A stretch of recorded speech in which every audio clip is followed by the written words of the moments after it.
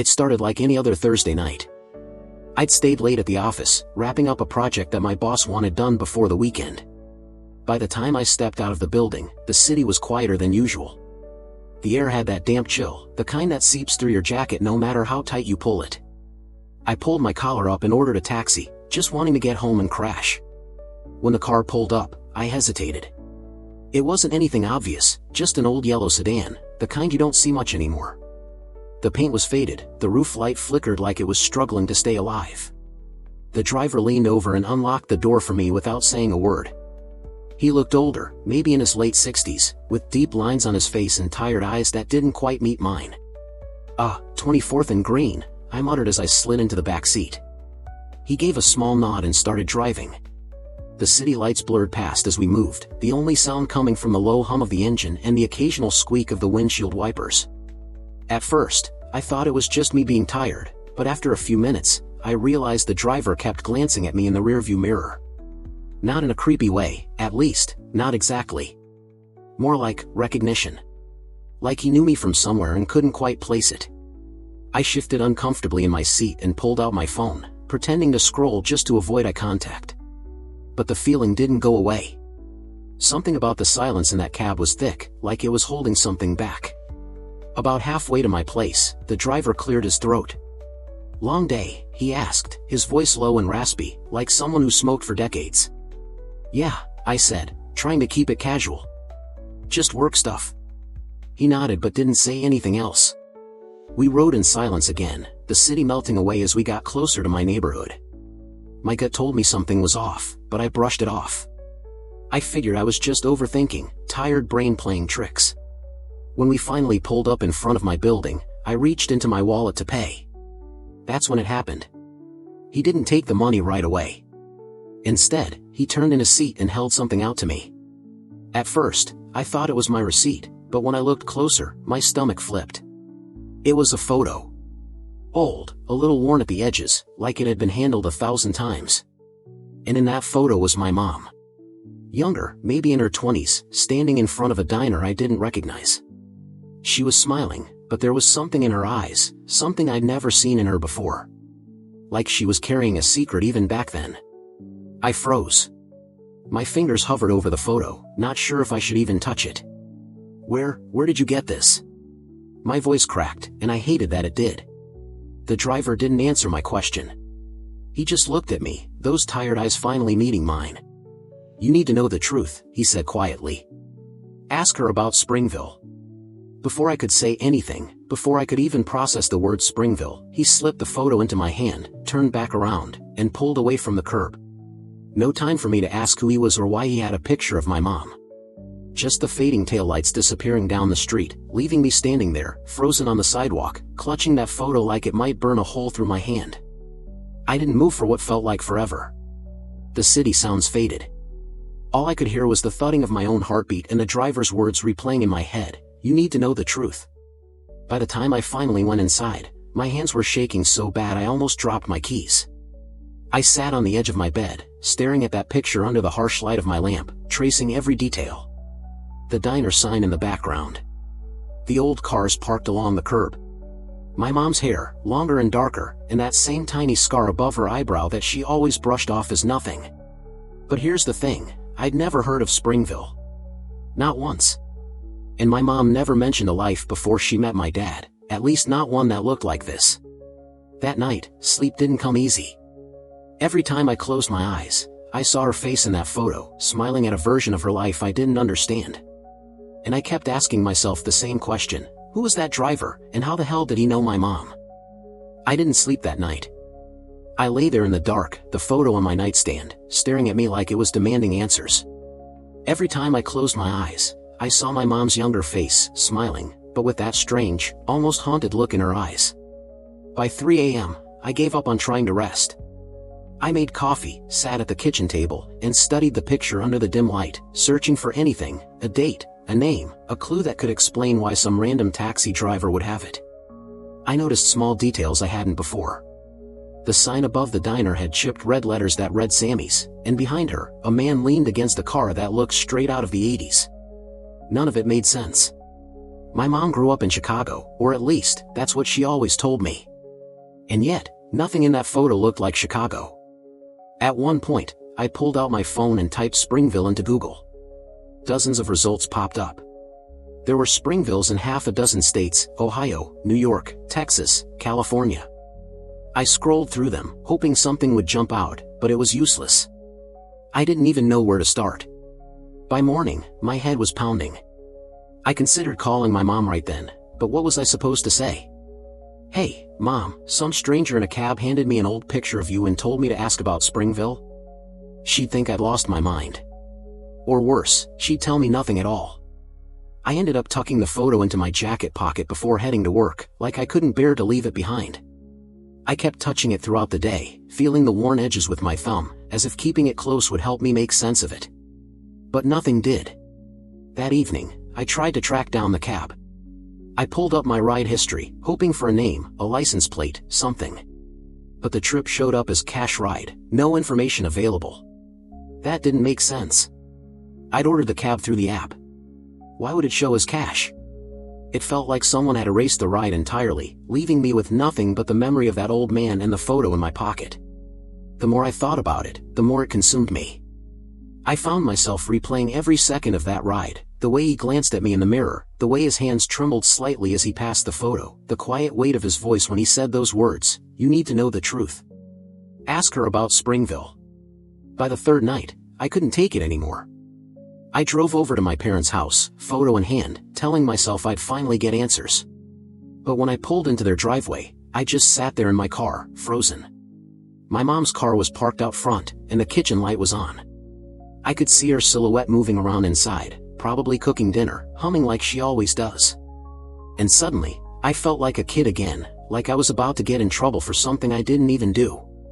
What if she got angry? What if she lied? What if she told me something I wasn't ready to hear? I drove away without knocking. That night, as I sat on my bed staring at that picture yet again, I finally admitted it to myself. I was scared. Not of the driver, not even of the mystery. I was scared of what I might find out. Still, I knew I couldn't let it go. That photo had been in my hands for less than a week, but it already felt like it had carved a hole in my life. I needed answers, no matter what they were. And if you're hearing this, it means you're just as curious as I was. So before we go any further, take a second to subscribe. I've got a feeling you're going to want to hear the rest of this story. The next morning, I woke up with one thought in my head: I had to find that driver. Or at least figure out where that photo came from. Because whatever secret my mom was hiding, it was big enough for a stranger to track me down and hand me proof. And I wasn't going to stop until I found out why. By the time the weekend rolled around, I couldn't think about anything else. Every quiet moment, every pause in my day, my mind went back to that photo, my mom standing in front of that old diner, smiling like she belonged somewhere I never knew existed. I needed answers, and the only place to start was with the people who knew her best. I called my dad first. It was early Saturday morning, and he picked up on the second ring, cheerful as always. "Hey, son," he said. "Everything okay?" I hesitated. My dad has never been great at hiding his emotions, and I didn't want to spook him. "Yeah, just wanted to ask you something. About Mom." There was a pause, just long enough to make me uneasy. "What about her?" he asked, his voice a little tighter. "Did she ever live anywhere besides Chicago? Like, maybe a place called Springville?" He chuckled, but it didn't sound genuine. "Springville? No, can't say I've heard of it." "Why?" I almost told him the truth right there, about the driver, the photo, everything. But something stopped me. Maybe it was the way his tone shifted, like he was choosing his words carefully. Or maybe it was just my gut telling me that if I wanted the real story, I'd have to get it from her. "Never mind," I said, forcing a laugh. "Guess I'm mixing her up with someone else." The rest of the call was small talk, but the whole time, my mind was racing. He was lying. I could feel it. That afternoon, I went through old boxes in my apartment, photos, letters, anything that might give me a clue. There were plenty of family pictures, but none older than when my parents met. It was like my mom's life had started the moment she became my mom. No past, no history. Just blank. I even drove to my aunt's house the next day. She's my mom's younger sister, and I figured if anyone would talk, it would be her.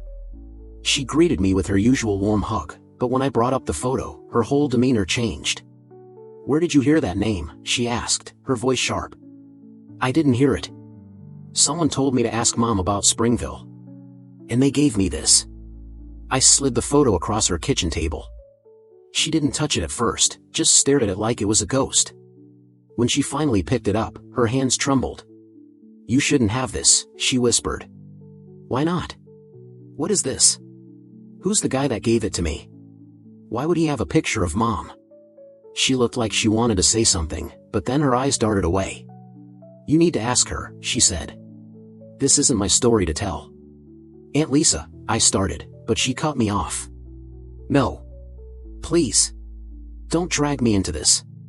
If your mother wanted you to know, she would have told you." I left her house angrier than I'd been in years. Everyone knew something, and no one wanted to talk. That night, I pored over maps of every Springville I could find. Ohio. New York. California. There were too many possibilities, but one thing stuck out: a small town in upstate New York. Population barely 3,000. And guess what? They had a diner called Sammy's. I stared at the Google Street View image for what felt like hours. The building was different, newer sign, fresh paint, but the bones were the same. Same layout. Same parking lot. Same place. That was it. That had to be where the photo was taken. But that only led to more questions. Why had my mom been in a tiny town in New York decades ago? What happened there? And why was a stranger so desperate for me to know? The next morning, I called the cab company again, demanding information. I gave them the time, the location, even the route. The guy on the phone swore up and down that no car had been dispatched to my address that night. "Maybe you used another service," he said. I hadn't. I knew what I ordered. And now it was like that driver, and that ride, had never existed. The deeper I dug, the more it felt like someone was one step ahead of me, erasing every trace of him. But they couldn't erase the photo in my pocket, and they couldn't erase the pit in my stomach that told me this was only the beginning. I didn't know what I'd find if I kept digging. But I knew this much: whatever secret my mom had buried in that little town, it wasn't going to stay buried for long. For days, I couldn't think about anything else. Work didn't matter, sleep didn't matter. Every spare moment was spent looking for him, the cab driver with the tired eyes and the voice that had left me shaken. I retraced every step from that night, walking the same streets, standing in front of my building at the exact time he had dropped me off, hoping to see that faded yellow cab again. Nothing. It was like he'd vanished. By the end of the week, frustration was eating me alive. I even started to question myself. Had I imagined it? Had I been so exhausted that night that my brain had created this whole story?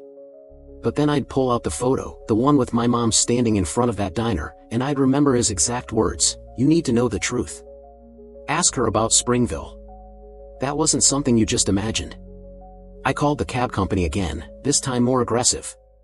I demanded a manager, gave them the exact time, date, even my address. "Sir," the woman on the other end said in a rehearsed tone, "we don't have any records matching that description." "Are you sure you used our service?" "Yes," I snapped. "I ordered it through the app. I have the confirmation right here." "Then it must have been reassigned or canceled," she said, as if that explained anything. "We really can't help you." I hung up, angrier than before. Something wasn't right. Someone didn't want me to find him. 2 nights later, I got my first real lead. I was leaving a coffee shop when I saw it, the same faded yellow cab idling at the corner, headlights casting a dull glow on the wet pavement. My heart jumped into my throat. Without thinking, I sprinted toward it, waving my arms. The driver turned his head, and even in the dim light, I knew it was him. Those same heavy eyes, that same stoic expression. I yanked the door open before he could pull away and slid into the back seat, breathless. "You," I said. "You gave me the photo. Why? What the hell is going on?" He didn't look at me right away. Instead, he started driving, pulling into the flow of traffic like nothing was out of the ordinary. "I knew you'd find me," he said after a moment, his voice calm, almost resigned. "Of course I found you," I shot back. "You don't just hand someone a picture of their mother and disappear. Who are you? How do you know her?" At a red light, he finally turned to face me. His eyes were softer this time, but there was a weight in them that made my stomach knot. Your mother, he said slowly, was someone very different before you were born. She lived a whole other life, one she never wanted you to know about. But you deserve to know. Especially now. My pulse was hammering in my ears. What are you talking about? What life? She was in Springville, he continued, almost as if I hadn't spoken. That diner, Sammy's, it was where we all used to meet. We thought we were untouchable back then. But things went wrong. People got hurt. And your mother, she made choices. Choices that changed everything. I gripped the back of his seat. What kind of choices? What happened to her? And why are you telling me this now? His hands tightened on the steering wheel. For a moment, I thought he wasn't going to answer. Then, in a low voice, he said, because time's running out. There are people looking for her. People who still remember. And you need to be ready for what's coming. The light turned green, and the car lurched forward. My head was spinning. People looking for her? Ready for what? None of it made sense. I swallowed hard. If you know all this, then tell me everything. Stop talking in riddles and just tell me who you are. He glanced at me in the mirror, his expression unreadable. I'm someone who owed her a debt. One I could never repay. And when I saw you that night, I knew it was time to make things right. I stared at him, searching for any hint of what that meant, but before I could push for more, he pulled over to the curb. This is where you get out, he said quietly. I blinked. What? No. I'm not leaving until you explain. Go home, he interrupted, his tone firm but not unkind. Talk to your mother. She's the only one who can give you the answers you want. But be careful. Once you open that door, you can't close it again. The door locks clicked open, and I sat there for a moment, gripping the photo in my pocket like it might anchor me. Finally, I stepped out, and before I could even close the door, the cab peeled away, disappearing into the night like it had never been there. I stood on the curb, heart racing, breath clouding in the cold air, feeling like my entire world had just shifted. Whoever that man was, he knew my mother. He knew her past. And whatever secrets she'd buried in that little town of Springville, they were about to surface, whether we were ready or not. I didn't sleep that night. Every word the driver said kept echoing in my head. She lived a whole other life. People got hurt. Talk to your mother. By sunrise, my hands were shaking from too much coffee and not enough rest, but I knew what I had to do. I couldn't keep circling around the truth. It was time to face her. I drove to my parents' house without calling first. The morning light was soft, spilling across the driveway where my mom's car was parked, the same way it always had been. It should have felt comforting. It didn't. It felt like the calm before a storm. She was in the kitchen when I walked in, humming along to some old song on the radio, a cup of tea steaming on the counter. She smiled when she saw me. You're here early, she said, wiping her hands on a dish towel. Everything okay? I didn't answer. I just pulled the photo out of my jacket pocket and laid it on the counter between us. Her smile froze. The color drained from her face so fast it scared me. Where did you get that? Her voice was tight, almost sharp, like a wire pulled too thin. A man gave it to me, I said, trying to keep my voice steady. The night I took that taxi. He told me to ask you about Springville. She stared at the photo, her hands trembling. For a long moment, she didn't say a word. The hum of the refrigerator was the only sound in the room. Mom, I pressed. What is this? What's going on? Who is that man? Why does he know you? She sank into a chair, her shoulders collapsing like the weight of the world had just been dropped back onto them. She looked so small all of a sudden, so fragile. When she finally spoke, her voice was barely above a whisper. I hoped you'd never find out, she said. I wanted to keep you out of it. But I guess that was wishful thinking. Find out what? I asked, my heart pounding. She took a deep, shaky breath. Before I met your father, before I even thought about starting a family, I lived in Springville. I was young, reckless, and I made choices that changed everything. She paused, her eyes glistening with tears she was trying to hold back. I fell in love with the wrong man. He was dangerous. I didn't know how dangerous until it was too late. I swallowed hard. Dangerous how? Her hands twisted together in her lap. He was involved with people you don't say no to. And I got caught up in it.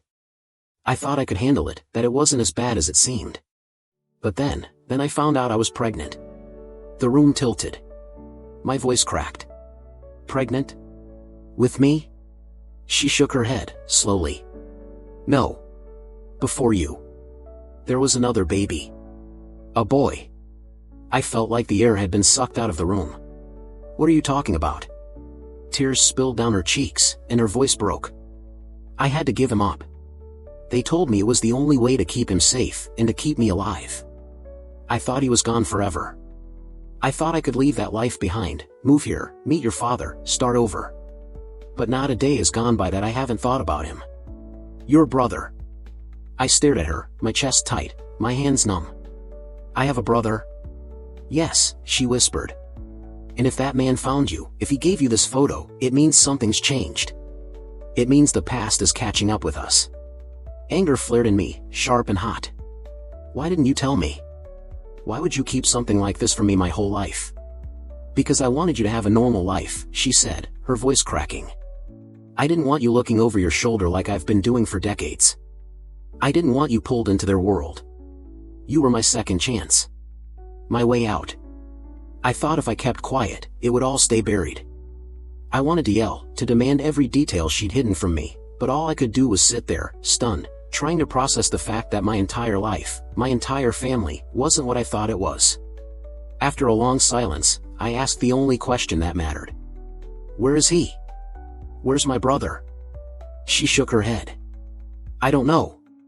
The man in the cap, he was someone I trusted back then. He swore he'd protect him, keep him hidden.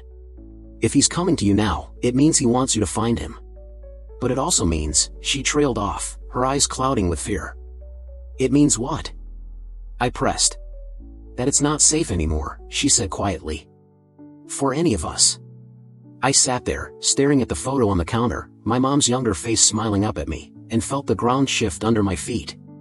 Everything I thought I knew about my family, my life, was gone. And somewhere out there, a brother I'd never known was waiting, or hiding, and I had no idea what finding him would cost us. I thought I had already found all the answers I needed, but deep down, I knew something was still missing. Every time I looked at Lily, every time she called me Dad, there was this quiet ache that reminded me of the one piece of the puzzle I still hadn't found, the reason why she was left in that box all those years ago.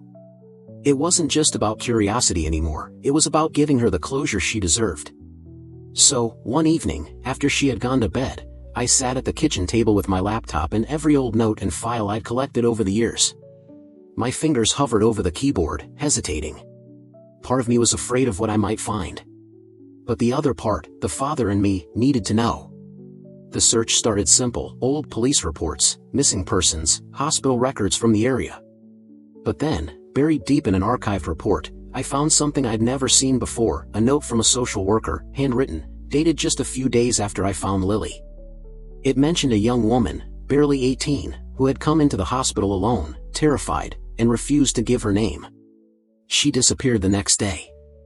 My hands were shaking as I read and reread the note. Could this be her mother? The thought made my chest tighten. I needed help. I called Detective Harris, the same man who, years ago, had told me the case would probably remain unsolved.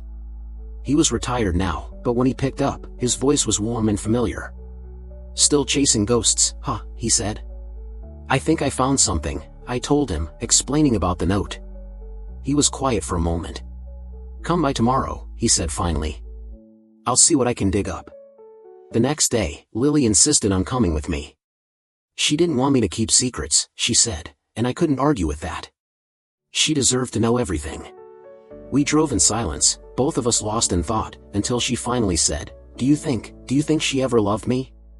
Even a little? The question hit me like a punch to the gut. Lily, I said, my voice tight, I think leaving you there was the only way she knew to keep you safe. Sometimes love looks like running away, even if it breaks your heart. At the detective's house, we pored over what little he had left, faded notes, old case files. And then we found it, a name. Emily. No last name, no address, just a first name and a note that she'd been seen near a bus station the night she vanished. That night, I couldn't sleep. Neither could Lily. We sat in the living room together, her head resting on my shoulder, both of us staring at the ceiling as if the answers might just fall into place. Over the next few weeks, we followed every lead. We called shelters, hospitals, even private investigators. Most paths led nowhere. But then one day, I got a call from a woman named Anna who worked at a small community center in a neighboring state. She'd seen one of the flyers we'd sent out. "I think I know who you're looking for," she said softly.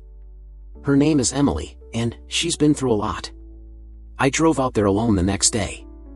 I told Lily I'd call her if there was any news. My hands gripped the steering wheel so hard they hurt, my mind racing with questions and fears. When I arrived, Anna met me at the door and led me to a quiet room. And there she was. A woman with tired eyes, sitting by the window, holding a faded photograph, the very same photograph I'd once found in that box. She looked up, and I swear, for a moment, time stopped. "I've been waiting for this day," she said, her voice barely above a whisper. I wanted to be angry. I wanted to demand answers. But all I felt was this overwhelming rush of relief, and something I couldn't quite name. "She's alive," I said, my voice breaking. "She's safe. And she's incredible." Tears filled her eyes. Can I see her?" I didn't answer right away.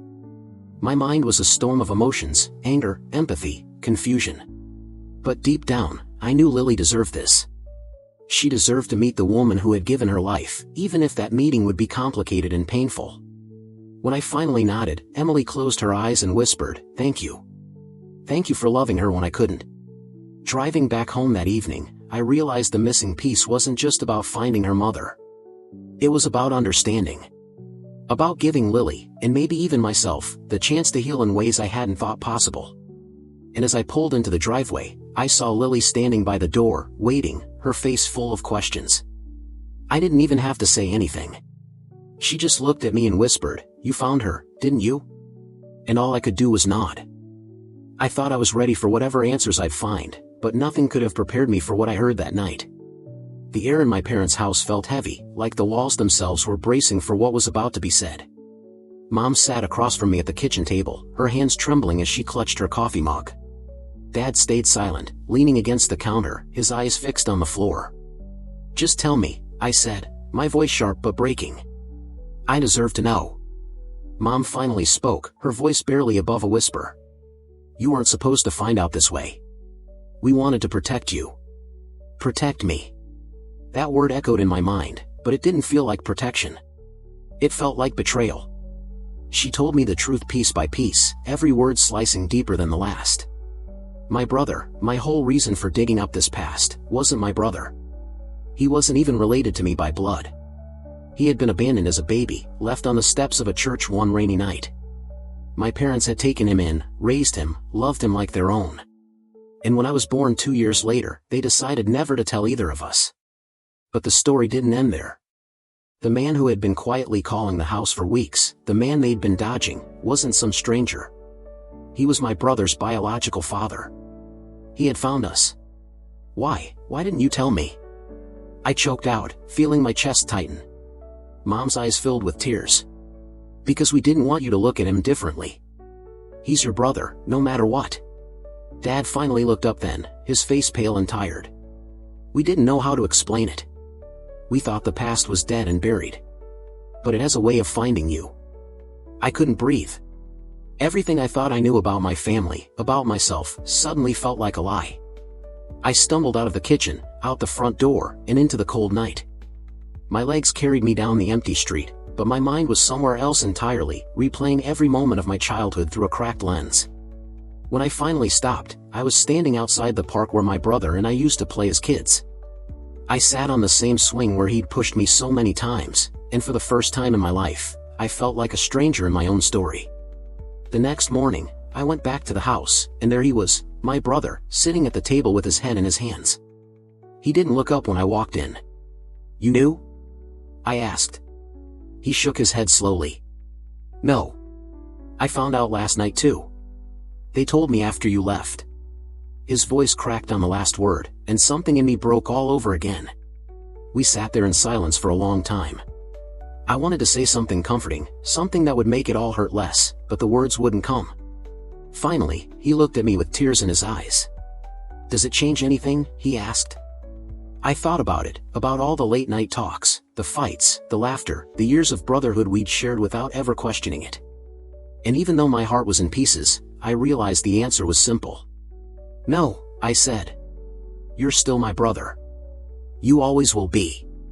The days that followed were a blur of hard conversations and even harder truths. His biological father wanted to meet him, to explain why he'd left all those years ago. My brother wasn't sure if he was ready. I couldn't blame him. How do you face the person who abandoned you and upended your life without warning? But deep down, I knew this wasn't just his journey, it was ours. Our family was never going to be the same again. There were too many cracks now, too many ghosts we couldn't ignore. But maybe, just maybe, this was the beginning of something new, something honest. I wish I could say the truth brought me peace, but it didn't. It shattered me. It forced me to look at my family, my past, even myself, in ways I never wanted to. But as broken as I felt, I knew one thing with absolute certainty: love isn't about blood. It's about the moments, the memories, the unspoken promises that bind you together. And no truth, no matter how painful, could take that away. As I sat in my room that night, staring at the cracks in the ceiling, I heard my brother's footsteps in the hall. He stopped outside my door, hesitated, then whispered, "We'll figure this out, together." And for the first time since the truth came out, I let myself believe it. There's another story on your screen right now, and trust me, you don't want to miss it. And, if you haven't yet, consider subscribing. There's so much more I want to share with you.